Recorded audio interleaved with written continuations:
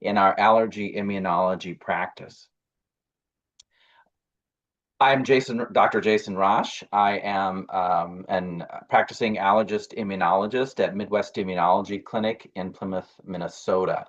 As far as disclosures, I'm on the advisory board speaker and steering committees for the Pharming Group, who was who was the sponsor of tonight's activity.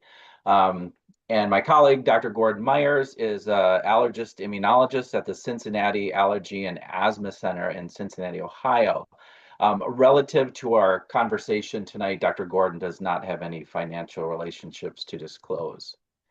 Our learning objectives this evening are to recognize the signs, symptoms, and clinical manifestations of the activated PI3K delta syndrome, which from here on out we'll just refer to as APDS. It's also to understand the diagnostic methods used to confirm the diagnosis of APDS and to consider management options, including targeted treatment of the molecular pathway defect in APDS.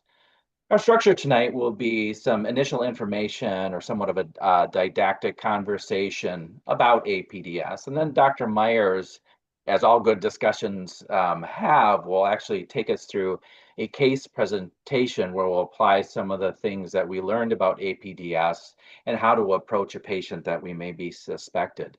We're all tuned in to the video format tonight, and although the chat has been disabled, the question and answer box is available. At any time during the course of tonight's presentation or conversation, please put questions in that question box. Dr. Myers will monitor this during the discussion, and I encourage you, and Dr. Myers and I have already talked about it, that at any time we can, at any point during this, we can certainly address any questions because that might make it an interesting topic for everyone. So let's get started. So as far as APDS, it's a rare inborn error of immunity. And if you're not familiar with it, inborn error of immunity, or IEI as we'll call it, is another framework or another term that we use for that which used to be called primary immune deficiency. And using IEI encompasses a little bit more than immune deficiency, which implies that there's parameters of our immune ecosystem that are not working as much as they need to. What IEI does is broaden that the immune dysregulation can both lead to deficiencies of immunity, which can cause problems such as recurrent infections, etc., as well as overactive or perhaps dysregulated immunity, which can cause other manifestations, and there's overlap between the two. Now, APDS is currently considered rare, and it's estimated at 1,500 patients worldwide. And so far, 250 have been molecularly defined and characterized. But as we learn more about this disorder, which is very heterogeneous, we suspect there's more, and that's why it's important for all of us to be aware of it. The clinical manifestations can vary widely. We'll discuss that. And this often leads to delayed diagnosis and treatment. Genetic testing, specifically gene-related testing, looking for pathogenic mutations, can be used to establish a definitive diagnosis, which is very helpful. Standard care manages symptoms of the disease or some of the problems, but really what we're looking for in any disorder is really targeted symptom, and our first targeted symptom became available in 2023. Now, this is a complex picture, and we're certainly not going to go through in every detail, but it bears importance that the physiology of some of our immune cells, some of our white blood cells, our lymphocytes we call B cells and T cells, they're certainly not the only cells in our immune ecosystem, but they're critical in much of our functioning, and an APDS can be affected. And what we're looking for here at the center of the screen in the purple rectangular boxes is something where you see the PI3K delta, right? And that is a signaling molecule complex that goes awry in APDS. And why it's at the center, it converges on both the communication between B cells and T cells, as well as their innate function. And when there's a pathogenic mutation causing overactivity in that molecular signaling complex, we have a disruption of normal functioning of B cells and T cells. So that's the main thing we want to be aware of. And you can see with its centralized position that affects a lot of other pathways, leading to the diversity of manifestations of APDS. Now, one of the way we would look at it in this picture here is what we're looking on the left-hand side. You see this blue bubble, which is an oversimplified version of what it might look like in T cell or B cell, particularly as it relates to this um, PI3 delta pathway.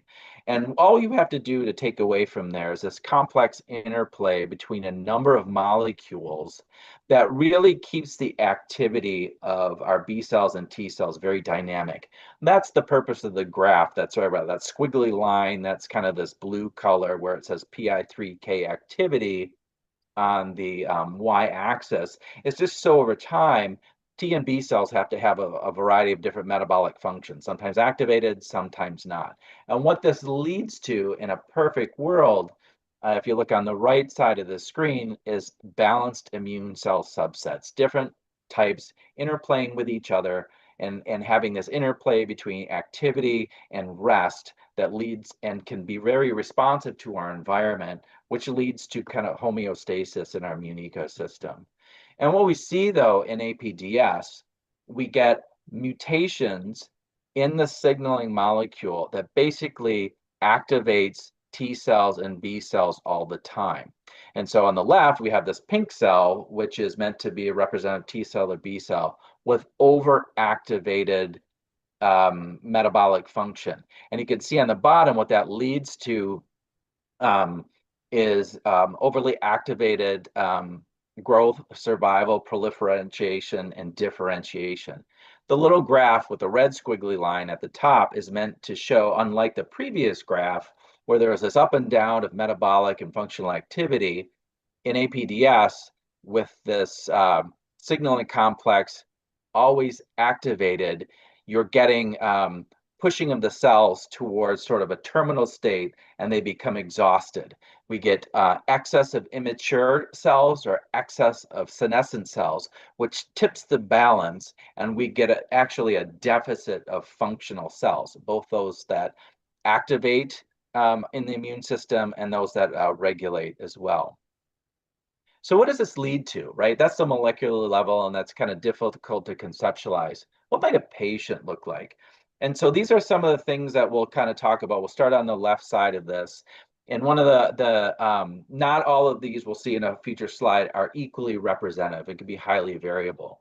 But clues that APDS might be part of a suspected inborn error of immunity is chronic lymphadenopathy or enlarged lymph nodes anywhere in the body. Could be the neck, could be axilla, groin, could be internal, could be in the chest, could be abdominal cavity, could be the tonsils for that matter.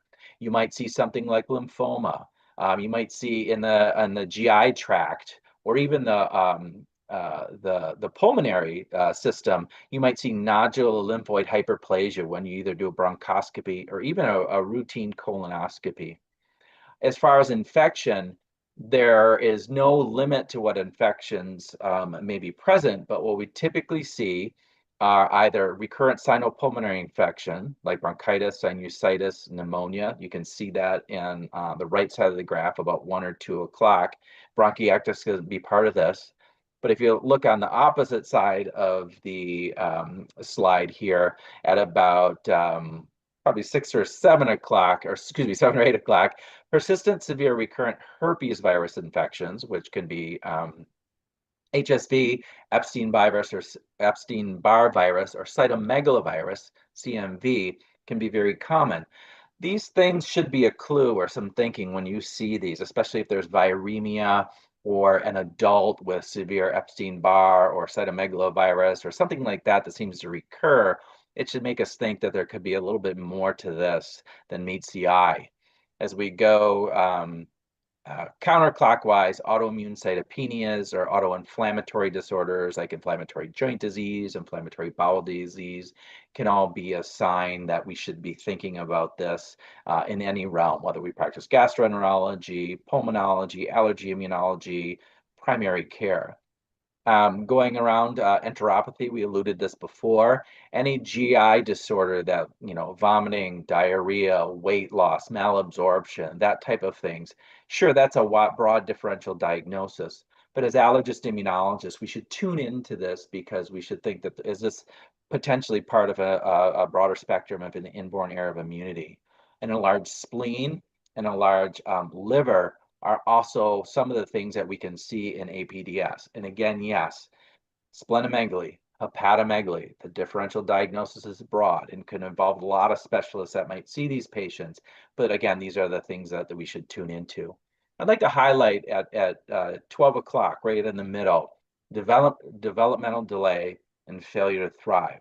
This is fairly unique to this inborn era of immunity. And when we think of immune deficiency or IEI, we often don't think developmental delay in a disorder like this. But if you have patients, whether they're children or adults, and they have a history of developmental delay, and they have some of these other features, this is something we should really think about, that APDS could be part of the clinical picture. So what are some of the most common, pathologies by age if we had to go? Now, please take this as highly summarized and doesn't have to follow these rules. But if you were to look at a stereotypic patient, this is what you might see. And some of the first signs, in the first year of age will be recurrent sinopulmonary infections. And you may say, Jason, wait a minute, every kid is sick all the time. How are we going to do that? Do we have to consider APDS for every patient? The answer is no, and that's understood. But when you look back, some of these things, we're going to see that this might be some of the first signs. So you're absolutely correct. It's not very specific for APDS, but it's one of the most common parts of the story. Typically by 3 years of age or so, and into that sort of early toddler years, we're seeing benign lymphoproliferation. What is that? That could be sort of these lymph nodes in the neck, maybe that are chronically, enlarged. You could see enlarged tonsils. Maybe if you happen to get any imaging of the belly for some reasons, a radiologist might comment on lymphadenopathy or something like that. And again, you could say, Jason, wait a minute. Lymph nodes and tonsils, it's very common in all toddlers. How can we think of APDS? Again, you're right. It's not very specific for APDS, but it's certainly something that even enlarged tonsil persistently, and there's other features that are making you scratch your head. Don't discount that, right? And again, the easiest lymph node to see sometimes, especially in children, are the tonsils. So just think about that. But by 5 years of age, early childhood, we might start to see some enteropathy. And that doesn't have to be a formal diagnosis of inflammatory bowel disease like Crohn's disease. This could be failure to thrive. This could be, chronic diarrhea. This could be some malnutrition that we're seeing, some iron insufficiency in a child that just doesn't, sound right. And we might send them to gastroenterology. Yes, that's the correct thing to do and get our partners to help in that care. But this is what we should start thinking about if we're as an allergist immunologist, and maybe we're evaluating them for chronic runny nose or some other things, and we hear that history of some GI issues too. Yes, we need to think of allergic disorders, but IEI as well. Often, not always, but statistically, somewhere around pre-adolescence, adolescence, when we might see some things like autoimmunity. That's a little tough. I don't like the word autoimmunity, and I don't think Dr. Myers does either, because it's so dramatic in it, and we all have these visions of what it means. But anything like an autoimmune cytopenia, so unexplained drop in platelets, it could be unexplained, hemolytic anemia. It could be that they have an inflammatory arthropathy, which causes hot, swollen, angry joints. All these things, again, as an allergist immunologist, should clue us in to say, maybe this is more to this picture. And yes, we might need to get our colleagues to help us, but this, we should think about a unifying diagnosis like that may be helpful. And then later on in adolescence and later, you can have bronchiectasis. And we've all been taught that bronchiectasis is not a typical state. We should all think something beyond just the usual with bronchiectasis. Our first sort of thing we've all learned is think about cystic fibrosis. Absolutely. On the other hand, too, APDS is pretty classic for bronchiectasis, as is some other inborn errors of immunity or immune deficiencies. And then sometimes, not always, but anywhere from 18 to 65 years old, we can start having sort of some things with malignancy. These are typically versions of lymphoma. And anytime you have a lymphoma at any age, but certainly in younger adolescents, Sure, we should think, okay, this is lymphoma, but is it part of something a little bit bigger? And that's really important.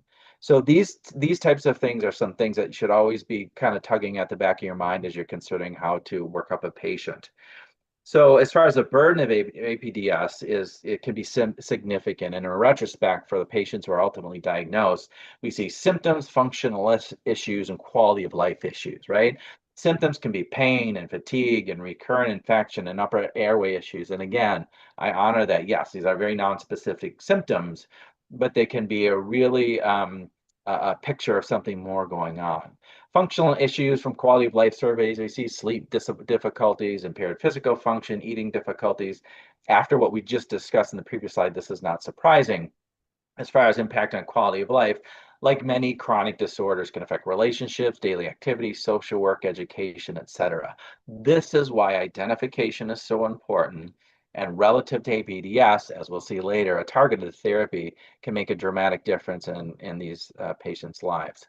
So, what about the diagnosis of activated PI3K delta syndrome? How do we go about, if we're thinking about it, what do we do next? So remember, there are a lot of variable symptoms, and in a recent survey of 240 patients so identified, even though the symptoms might have started early on in infancy and toddler, it wasn't until age 12 or older that most of these patients actually got a formal diagnosis. Part of that is because we didn't recognize it until approximately about 10 years ago, and testing widely available till several years ago. But clearly, the discouraging thing in these patient stories is that there was a delay of at least 7 years before they really kind of got a molecular basis of what's really going on. When to suspect? This is kind of a review. I won't read these to you, but we know that when you have not necessarily one sort of symptom like recurrent otitis, but a combination or growing combination of symptoms, there's no harm, no foul. At least suspect APDS or put it on your um, list of things to do. And to be very clear, it's a heterogeneous phenotype. It doesn't have to follow any rules. So again, there's no fault in including this on a differential diagnosis for sure. If you look at the clinical manifestation, as we kind of alluded to before, as you see clearly on the right side, this, the most predominant thing is recurrent respiratory tract infections. That's why those don't help so much, but it's part of the story. But anytime you start building onto these pieces of the pie chart into your whole pie, whether it's enlarged liver, spleen, chronic diarrhea, enteropathy, something like that, even asthma and allergies, which can be more predominant, we have to start including this as a possibility if things just aren't sort of following how they think we should go. This represents one of the workflows you can do for APDS, and we think about it, it's really kind of the things we've already covered. Susceptibility to infection, think about IEI, which again, what this means is either primary immune deficiency, as we used to call it, or dysregulation of immune ecosystem. You might do a workup and find that looks like an antibody deficiency or combined immune deficiency or something, that many of us have heard of called common variable immune deficiency or CVID. We're getting part of the story there. That doesn't necessarily establish a full diagnosis. Sometimes we can push this a little to get to a more molecular diagnosis. And at the lower right-hand corner of this rectangle of green mini rectangles, we can get a genetic test to screen to see if there's a pathogenic mutation in the PIK3CD or the PIK3R1 genes. I don't want to go too far in the weeds there, but I just wanted you to recognize that those are names of genes that are involved in the two coding genes of the PIK3 delta molecule. But all this converges on a potential more specific diagnosis than something fairly vague that we are sometimes left with, like an antibody deficiency or CVID. So as far as I mentioned that one of the categories that we often find patients with APDS is that they've been previously diagnosed with another immune deficiency, often something called CVID or common variable immune deficiency. CVID is a rather broad diagnosis, and I'm going to oversimplify it, but all you need to do to get to a diagnosis of CVID is to have one of or two or more or two, at least two of three antibodies, IgG, IgA, or IgM, that are low, and demonstrate an impaired immune response to either tetanus or the polysaccharide pneumococcal vaccine. That's it. You got that diagnosis. And within that, for those of us who have patients with that, we know that even in that group, even if we put them in that box, they're quite heterogeneous, right? And not all of them are the same. You can take 10 patients with CVID and get 6 different stories about how things are. Typically with CVID, often, not always, there's always we don't diagnose this, or we don't see this till later in teens to early adulthood, but they can even be in the 5th, 6th, 7th decade of life. You're going to have recurrent bronchitis, sinusitis, that type of stuff. It can be often mild. Yes, you can have GI symptoms in some, but not all. And you can see on the bottom of the far right side of this table, you can see some of the laboratory stuff that you might see, like with their antibody levels and memory T cells and what have you. If you look in the center column for APDS, you're going to see that the real trouble, right? The enteropathy, maybe the cytopenias, maybe the lymphadenopathy, maybe the bronchiectasis, all that stuff starts quite sooner in infancy and childhood. That's what should really raise our suspicion. Again, it doesn't have to follow the rules. Some of the infections, yes, are going to be bronchitis, sinusitis, but you're going to notice some Epstein-Barr virus or CMV or herpes virus infections, which you don't see a lot of in CVID. There's always exceptions, but that should be there. Again, a large spleen, a large liver, any enteropathy in which maybe they go to GI and they have a colonoscopy and they find inflammatory changes or something like that. All these you can see start to differentiate the difference between APDS and CVID. And many of us who take care of patients with APDS will find that they were previously diagnosed with CVID or have family members or something like that. So that's why we should think a little bit more molecularly and specifically with these types of patients when they seem a little bit different. Now, what about the treatment of APDS? So this is highly variable, and it's important for us to understand that, again, this diagnosis of APDS wasn't fully recognized as a specific symptom or a syndrome until about 10 years ago. And then it took some years to sort of get really full recognition until we could actually really have a widely available test that would really look for these mutations in the signaling molecule. So before, a lot of these treatments came before that. We just sort of diagnosed them as CVID or something else, and we treated their infections. We gave them antibiotics, antifungals, and antivirals because, well, we didn't know what else was going on and we needed to stop it. Certainly because antibody deficiency is very prevalent, not necessarily the cause of all the woes, but part of it, IgG replacement, sub-Q IG or IVIG was part of what we did. Monitoring their blood for Epstein-Barr virus or CMV or signs of infections of that was often what we did. In some patients who are severe, who have significant cytopenias, recurrent infections, stem cell transplant for the T cell dysfunction and regulation was often tried with variable results. And then other things, remember, APDS, when we found it, it's not immune deficiency, that's part of it, but it's also upregulation of some other immune components. So therapies that tamper down some T cell function are often used, like, or B cell. So B cell function, we would use rituximab, sirolimus to kind of try to decrease T cell overreactivity. The word here you see is immunosuppressive therapy, but sometimes that's a little bit of a misnomer and sounds heavy-handed. But I think immune modifiers is a more appropriate one that we'd often use to try to kind of keep things in balance. So looking at some of these therapies that we talk about, let's talk about the benefits and risks. So as far as antimicrobials, including prophylaxis, we're on a low dose frequently to try to minimize infections. It can be very effective and inexpensive for some people, but it doesn't often help against, say, viral infections, certainly not fungal. And our common antimicrobials that we use for common respiratory infections may be insufficient to treat other infections. IRT stands for immune globulin replacement, and or IVIG, let's just call it that. And it can vary. And remember, these are infusions of IgG antibodies, can be very helpful, but it's not very effective in herpes reactivation, lymphoproliferation, that type of stuff. Allogenic hematopoietic stem cell transplant. there's some evidence of it being curative, but the reality is that that's highly variable. And so many of us think, hey, you do a stem cell transplant or a bone marrow transplant, everything's great.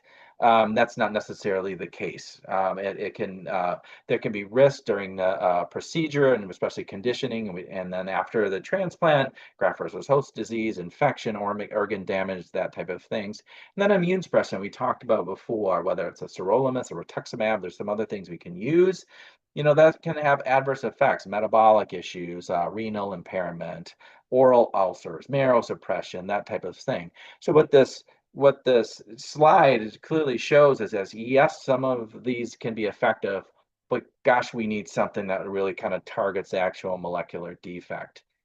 So I'm going to go through some of these slides here as we talk, not too much in depth, but these are all data, and the studies are cited below that you'll be able to go back to when this lecture is available, is to look at some of the efficacy of some of the treatments that you'll see on the left, right?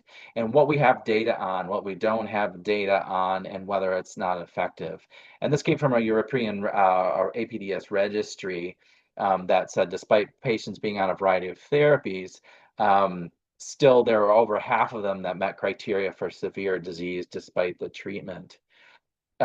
So what about this targeted therapy that we've been alluding to? And this is the exciting thing, is that back in 2013, the PIK3CD and R1 signaling molecule genes were identified as a mutation responsible for this collection of syndromes. And now over 250 patients worldwide have been identified and as well as not only mutations, but this has been confirmed through in vitro assays, which demonstrate the impaired function of the signaling molecule. And then a few years later, in 2017, almost 10 years now, preclinical PIK3 inhibitor design and optimization was spearheaded. And again, remember, this is a signaling molecule that's overactive. So the key would be here is how do we tamp down that activity to bring everything in balance, right? Wasn't until several years later, a couple years ago, that the first clinical trials were on this molecule to do this, called leniolisib. And the RCT stands for randomized clinical trial, and the OLE is our open label extension, where after the safety and efficacy came out, patients were then followed on this medication for time. And it was 2025, this very year, that there was finally approval for leniolisib for APDS. And what this shows here, we're going to review this slide again, is that what this does, remember the overactivation of the PI3K delta can bring this balance back towards our T cells and B cells. And on the right, what you'll see is what we get with the regulation is that our naive B cells return and the IgM decreases. We'll talk about that in a minute, but these were the objective measurements that, in addition to the clinical response, that we could measure in assays to demonstrate function. And so what are some of the outcomes we saw in some of the pivotal trials here? On the left is a graph that looks at lymph node size. And in any clinical trial, you have to monitor, as you do prospectively, you have to size on some clinical outcomes that you want to measure. And we needed some surrogates in addition to what we would see molecularly happening and in vitro data. We wanted to measure something in the patients themselves. So on the left, lymph node size was an easy thing to measure. And as you can see, that the lymph node size on leniolisib, you can see in the error bar graph, was much decreased compared to the placebo. And as far as measuring something from a laboratory standpoint, this might be a little, may not be used by many of us in our allergy immunology practice, but naive B cells, there's a way through with flow cytometry to look at them. Remember, naive B cells were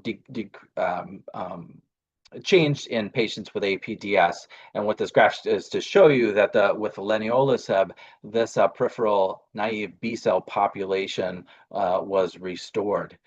This is another graph to look at it similarly.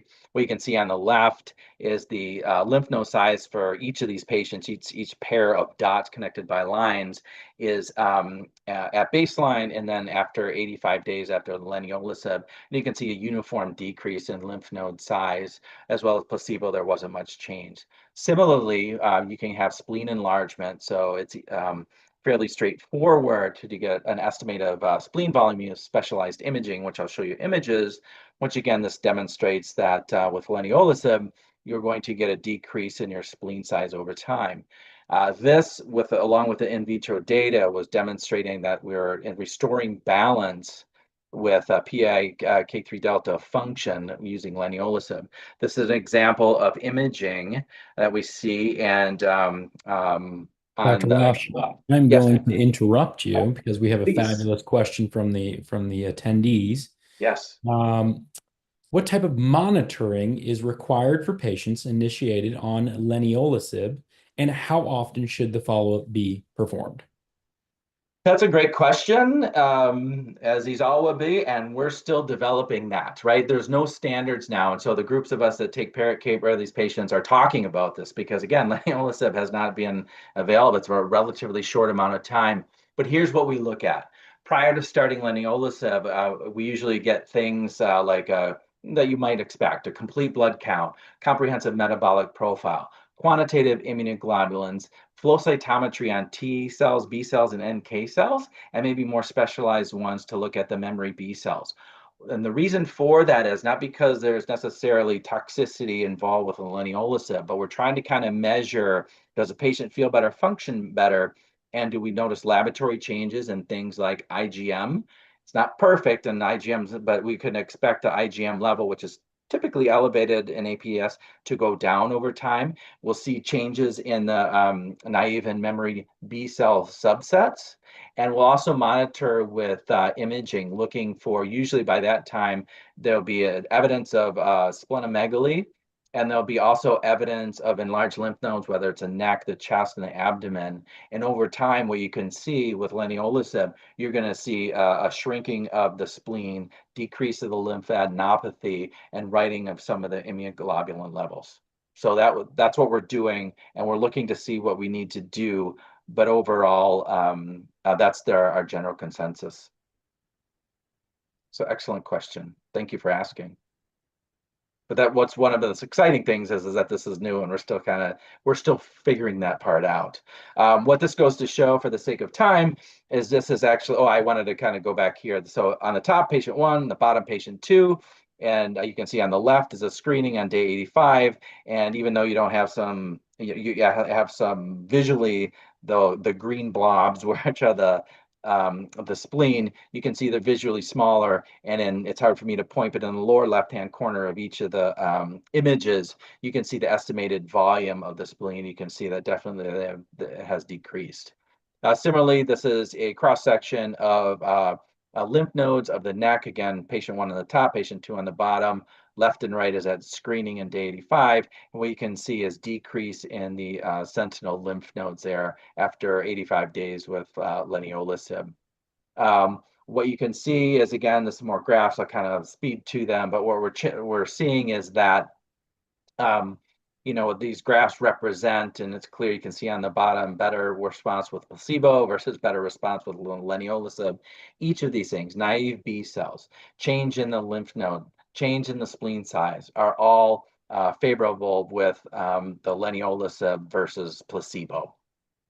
Okay, as far as adverse events, let's talk about the safety. You notice with the monitoring questions, we really monitor very little with regards to potential adverse effects of leniolisib. It's more for immune response. You can see here that the AE stand for adverse events, and the AE grades are in severity. And what the graph on the left is showing you that the overall what TRAEs are, treatment related, where they had an adverse event and the clinical investigator decided, yep, that was due to the actual leniolisib itself. And a serious adverse event is the event of any time that would cause a withdrawal of the drug, hospitalization, something like that. And what you can see, the safety of what this is showing, that the leniolisib, even though there's some adverse events, the total AEs percentage of the patient might be 80%. That could be something like a pharyngitis, or it could be something like a little bit of nausea, something like that. The ones that were actually related to the leniolisib themselves, you can see is quite small, as well as a serious adverse event. And as far as the AE grades, 5 being the most severe, where it's hospitalization, death, or be discontinued, it's very low. Vast majority of the adverse events were grade 1 or 2. The grade 5 event was not death. It was an adverse event that occurred with a patient who was quite ill, in which discontinuing the drug was thought to be the most important thing to follow them further, but not necessarily, it wasn't implicated because of the leniolisib itself. What these are, again, these are outcomes of 5 years of leniolisib. Remember, the other graphs showed that they were 85 days was the defined trial for the look for response.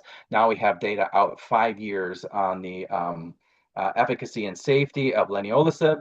And what you can see here in the graph on the right, you have screening 12 weeks in OLE, that's open label extension, that's out to 5 years. And you can see that with continued use of leniolisib, you get the sustained decrease in lymph nodes on imaging, and the same thing with the spleen. This is sustained out 5 years now with a sustained decrease in splenic size. Now, one of the things you can do, what the graph is showing on the left, I want to make time for our case study. That's why I'm pushing in a little bit. That over the years that patients spend on it, you can see that the average infections that they have, bronchitis, sinusitis, pneumonia, that type of stuff, decreases over time. A little bump up year 4 to 5, but then bumps down with 6, we start getting less patients that have been out this far. But what you can see is that restoring balance in immunity from an overactive sort of activation of T cells and B cells actually leads to less infection, right? And what you can see here is that some of the clinical outcomes that I've alluded to in controlling GI symptoms, cytopenias, et cetera, are much more controlled. Okay, so these are some of the questions, and I'm just being really conscious of time. Some things that patients who reported understanding the quality of life, the impact of ATDS. There was a point where I was in a wheelchair and weren't able to function very well. Felt like I couldn't do anything because of my GI symptoms. It would be very meaningful not to have to worry about the lumps, which is the lymphadenopathy, and worry about lymphoma and that type of complication. Be more meaningful if I could spend time with my friends without having to be worried sick. So you can see this is a real problem. And so these are some of the studies, and I'm gonna, for the sake of time, well, there's a significant effort to look at the quality of life for APDS patients, and those that have the diagnosis is quite impaired, and looking to targeted therapy to really work. Social life, education is to bring those back where patients want them. So this is just to kind of look down to studies that looked at for leniolisib in patients. It's down to age 4 years now, because that might be a question: at what age can you use these? And basically, the patient population trial design, and similar to the previous studies, in 12 years of age and older, it meant all the primary endpoints: improvement quality of life, no serious drug-related adverse events, and all patients completed the 12-week treatment study design. And so what is the role of now this leniolisib for patients with APDS? So it's been approved in the US and the UK, and now it's recommended for greater than 12 years. You don't have to fail immunoglobulin replacement to do so. And you can see in Spain, they're also beginning to use this in Europe as well. And so I know that was a little rushed at the end, but I wanted to give a good time to make sure we have the most important part, the most useful part of this is a real world case, which Dr. Myers will lead us through. So with that, Dr. Myers, take it away. Dr. Rosh, that was great. Thank you, sir. Now, before we jump into the real world case, one of the things that I wanted to highlight is that we will have 3 polling questions. And that's our way of really trying to engage you to make sure that you understand our thought process and we're interested in how you would approach this case. And Dr. Rosh and I will go through each of the options as they come up. So again, here's our real world case. Let's get going. Next slide, Dr. Rosh. Okay, so today we're talking about an 18-year-old woman that presented to our immunology clinic for a history of recurrent infections. She was recently hospitalized, and one of the things that we're looking at here is that she was a referral to our clinic from a pulmonologist here in Cincinnati. And what we found is that this patient had a history of low IgG and bronchiectasis, again, referred by pulmonology. This patient was recently hospitalized for pneumonia, quote unquote, again, and it required multiple weeks of IV antibiotics. As we jump into the history, the patient reports that they were always sick. Frequent antibiotics, whether that came from their primary care, urgent care, et cetera, et cetera. Given the recent pneumonia and the hospitalization therein, one of the things they did is they found that once the patient was discharged from the hospital, they got a high-resolution CT of her chest and found that there was, in fact, bronchiectasis. Given the bronchiectasis diagnosis, the pulmonologist did get an IgG level and found that that level was low and referred to our immunology clinic. When you jump into it and really discuss the nitty-gritty from an infection standpoint with these patients, one of the things that the patient made note of is that they've had pneumonia, quote, at least twice a year. Again, managed by the primary care, urgent care, and then again, the last episode was required hospitalization. Per the patient, and after review of pharmacy records, she did receive, quote, at least 6 times a year antibiotics for either otitis media, sinusitis, bronchitis, whatever it may be. And when we're looking at it, she reports that she is sick more often than her peers and her father, but of interesting note, she is as sick as often as her mother. Next slide, please. So when we're reviewing the medical history, we have this piece of recurrent infections, right? The recurrent sinopulmonary infections. She does report seasonal allergies, no history of prior surgeries, no known drug allergies. From a current medication perspective, she is currently on Flonase, and she's doing that 1 spray per nostril twice a day with a Claritin on a daily basis.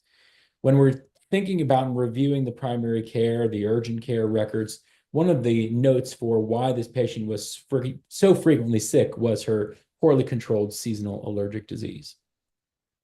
From a hospitalization perspective, we've already talked about the one from the most recent one with respect to the pneumonia, but no other prior history of hospitalizations for an infection, and certainly no other history of requiring IV antibiotics. No surgical history. From an immunization perspective, she does endorse that her immunizations are up to date. Next slide. So this is our first of 3 polling questions again. So which feature is most suggestive of APDS in this patient? Is it A, recurrent respiratory infections without a family history of immunodeficiency? Is it B, recurrent respiratory infections requiring frequent antibiotics and hospitalization? Or is it C, use of intranasal steroids and antihistamines without improvement?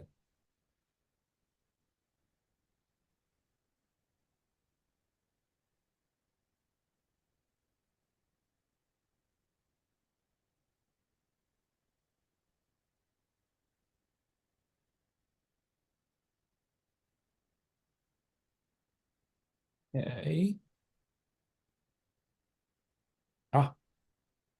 So as what I will do is I will read the percentages back, and then Dr. Rosh and I will discuss them. As far as option A is concerned, recurrent respiratory infections without family history of immunodeficiency, 38% of the participants tonight selected that. When I am thinking about that, you are correct. We have this history of recurrent respiratory infections without a known family history of immunodeficiency.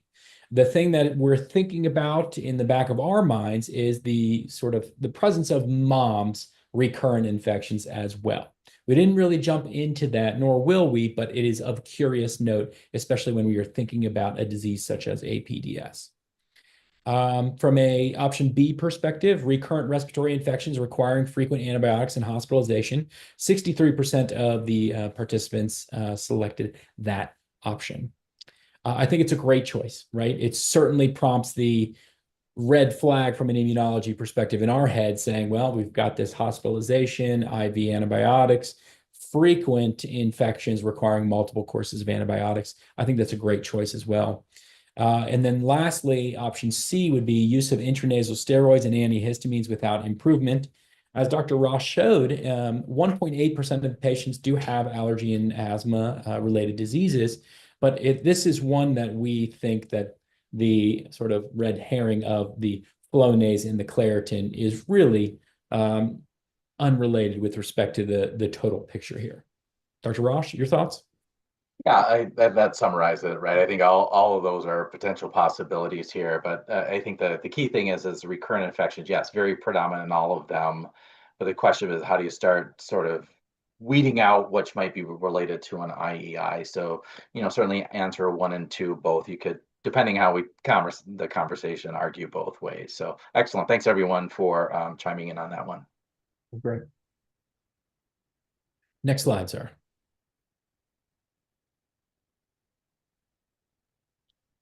Okay. From a social history, it's really unimpressive.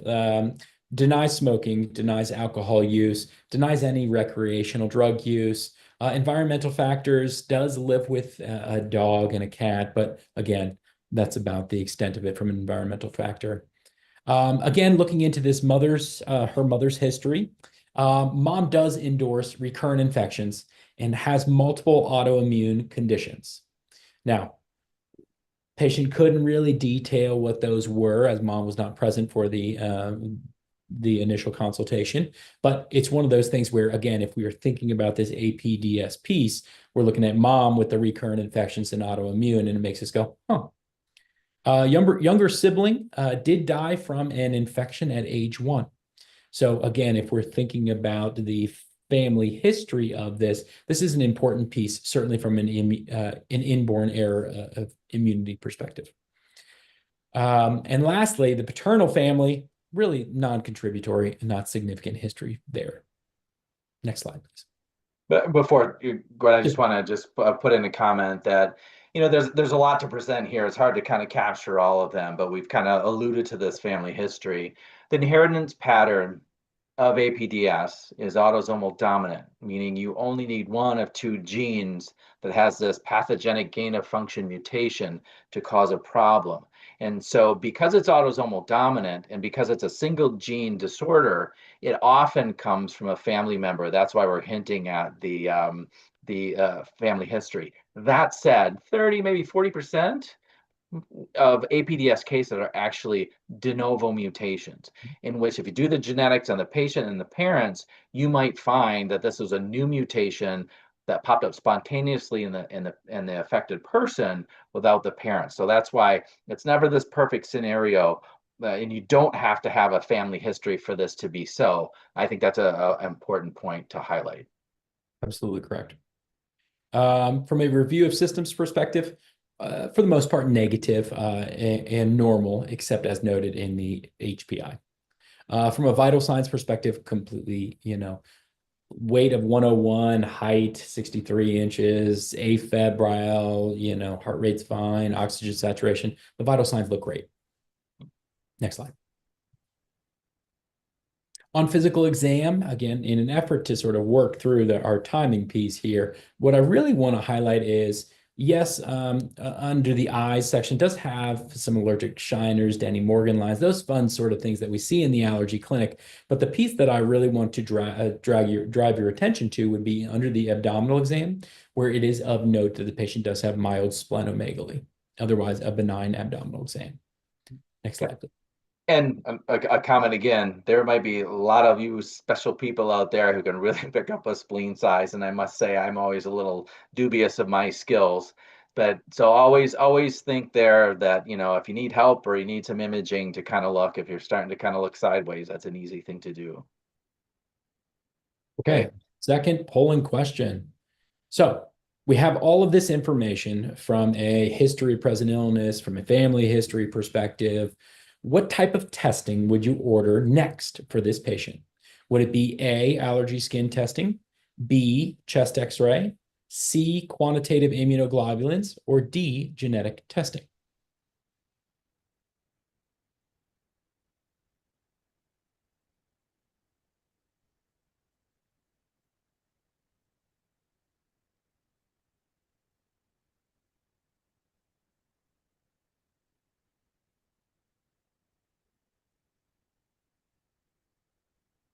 Okay.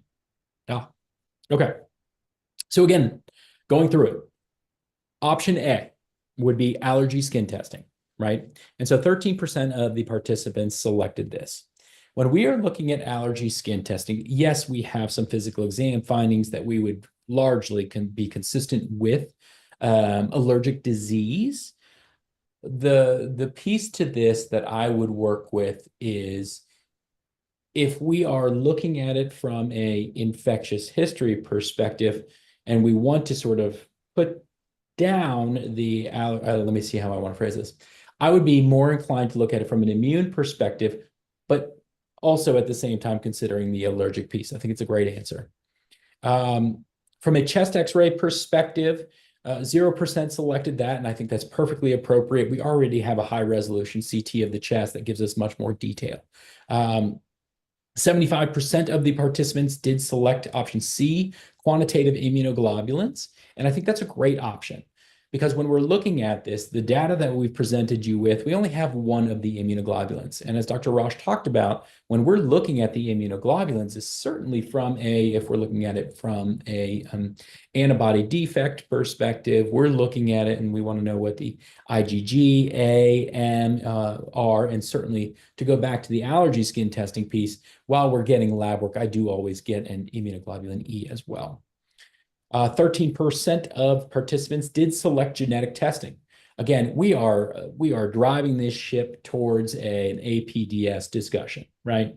So when we're thinking about genetic testing, it is a brilliant answer and one that we will certainly get to, I believe, once we have more data from an immune functionality perspective.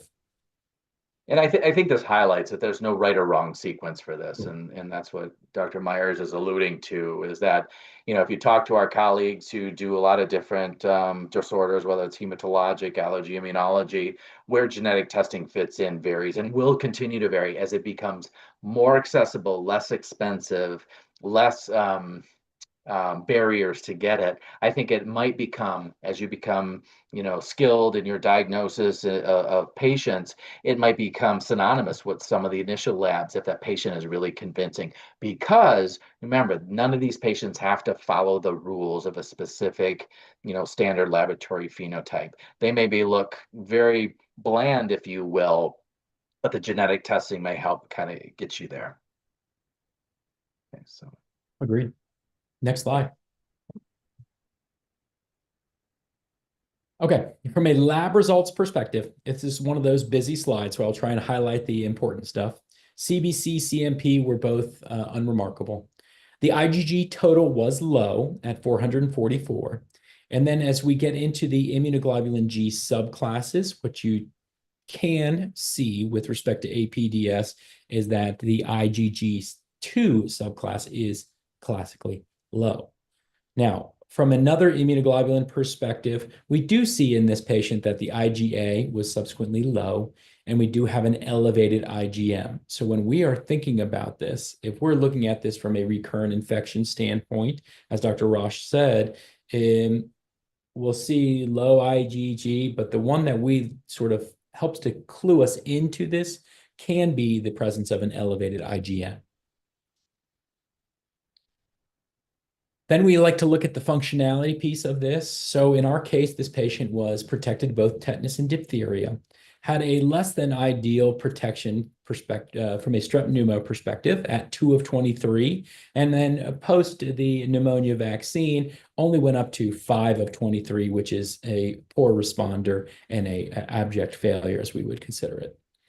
Looking at a lymphocyte subset, really what we're showing is that there's a low total T cell, decreased CD19%, which we are flagging and highlighting as abnormal.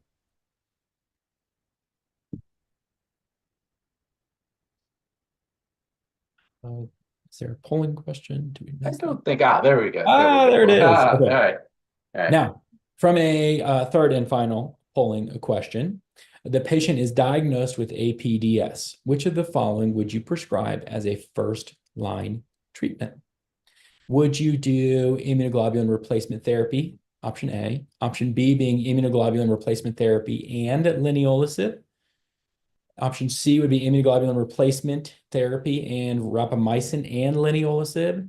D, antibiotic prophylaxis, excuse me, or a option E, stem cell transplant. And as you're answering a look into this, we have just a few more minutes of the session left, so we'll see what your answers are, and we'll kind of wind this up. And again, we would love to have answer any questions that you may have.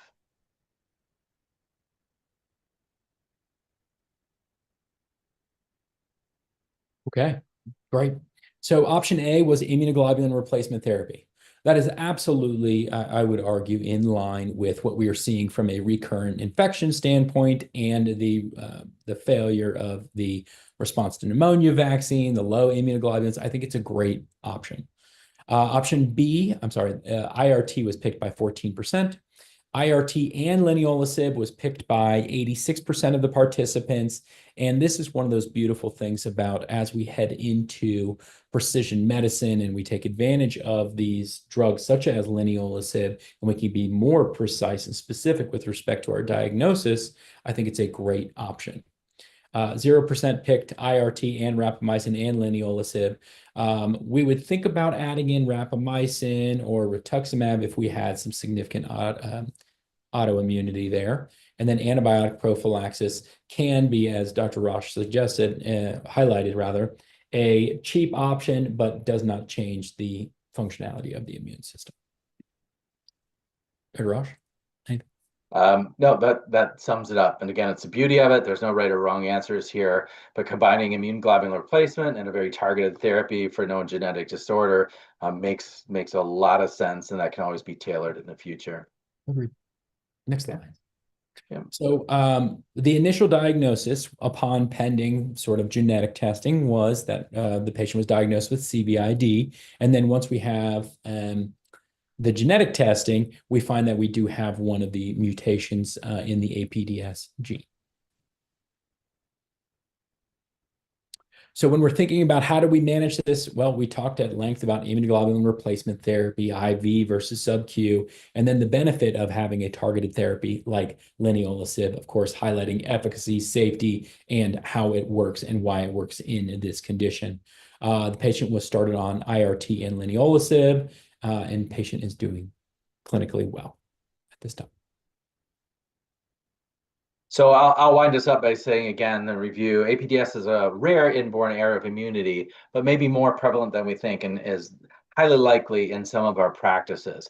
Variable presentation leads to a delays in diagnosis, but hopefully as we try to convince you tonight, by a little bit of knowledge, a little bit of hunching and trusting your gut intuition and thinking broadly, these can be identified. The clinical features can be anywhere from bronchiectasis to just recurrent infection, lymphoma risk, lymphoma, lymphoproliferation, et cetera.